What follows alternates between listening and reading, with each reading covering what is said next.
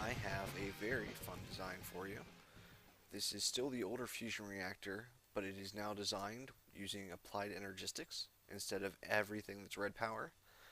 And it is now, as soon as I get rid of that, 100% self-sustaining. So let me show you guys what we have. We'll start up here.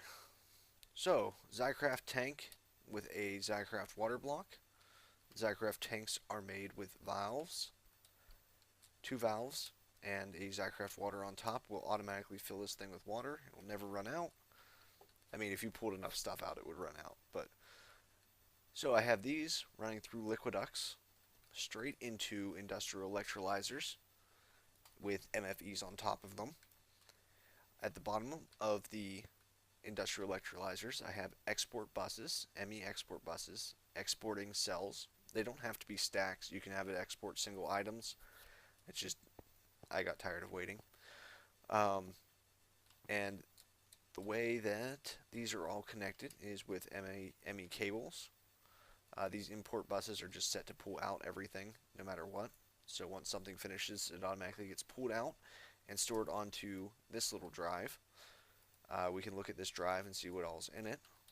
And I'm going to fix the last thing that I need it to do right now. There we are.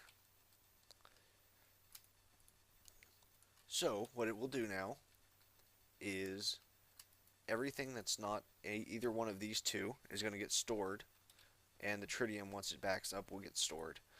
But we got a little while on that because it's not even, we're barely gaining any right now. It should be just about even, but it'll slowly rise.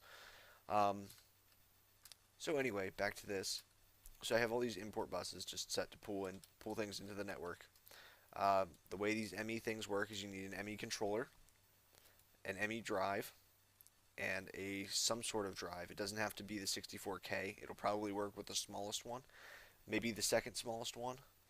And then this is just to look at it. You don't even need this. This is just a ME terminal. It's a good way to look at things. But so let's come over here. This is what I have solution for the compressed cells, or for the compressed air cells. They all get put in this chest. Fabricator makes it, and this sucks it back onto the network. So that's the compressed air problem dealt with. These all go up here to 15 industrial centrifuges with 15 LV transformers underneath of them. You don't necessarily need this many, but I just prefer to be safe. And these are all set to export hydrogen cells from the network. So these will produce hydrogen cells and put them onto the network, and then these will take the hydrogen cells and turn them into deuterium, which will get transported to either one of these places, or back into the network and back into the fusion reactor down here. So 3 of these industrial centrifuges making T cells, the tritium, is more than enough to power the fusion reactor. Where you can see that we're actually gaining it right now. We started with 3, now we're up to 4. And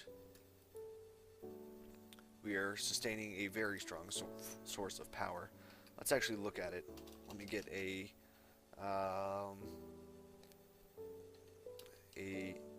MV. No, it's not an MV. It is a EU reader. EU-reader. Okay. So let's get an EU reader.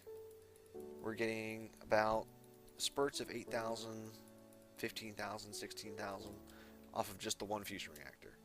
And this is self-sustaining. It is powering itself. It is keeping itself at max power and powering all of these machines on top of it.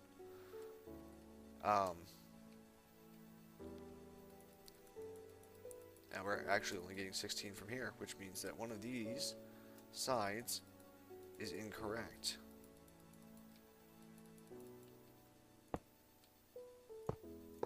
So let's fix that real fast.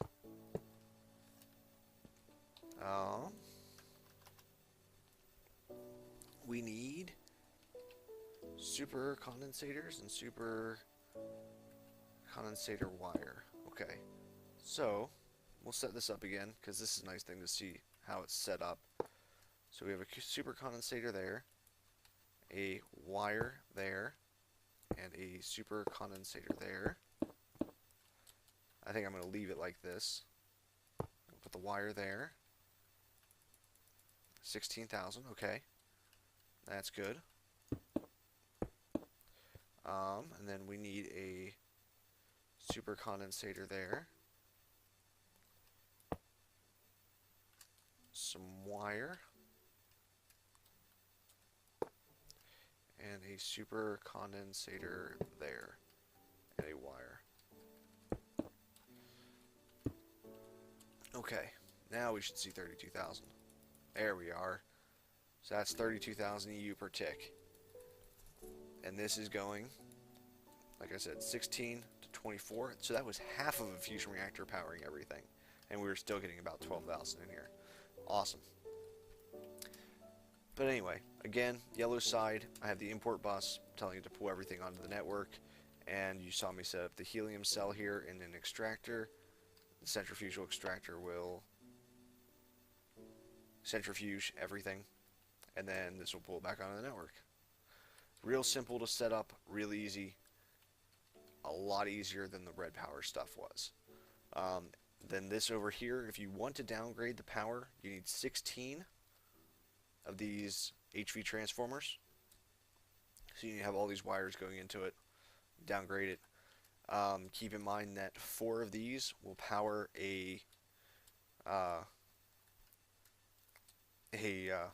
matter fabricator in the next update, from what I've been told, that it can only withstand 8,000. So I guess actually it's yeah, 8, no, it can withstand 8,000. We got 16 going through it, so half of these, 8 of these, I think. I don't know. Math hurts, guys. Math hurts. So that's 1,000, 2,000, 3,000, 4,000. I have 8 and 8 and 16. I thought it was 16 to downgrade it. I don't know. It's a long night. But anyway, let me know what you guys think of this. I have implemented this on our server, so if you want to watch me build it, you can watch me build it in the next episode of the Bit Limit Feed the Beast. If you have any other questions about it, feel free to comment down below. I'll do my best to help you. I don't recommend any more than 15 or 3 of these. If you have too many of these, it's going to start running through the deuterium too fast. But like I said, it's already, doing a decent job of sustaining itself. This one's about to finish, this one's about to finish, this one's about to finish. So we went from 3 down to 2 up to 5, just instantly. If you have any questions about recipes, NEI is available to you in all Feed the Beast things, so I'm not going to go through and make this video longer than it needs to be, aside from talking. So I'm going to go ahead and render out a video, and I will have a link to the download below. Let me know what you guys think. See you later.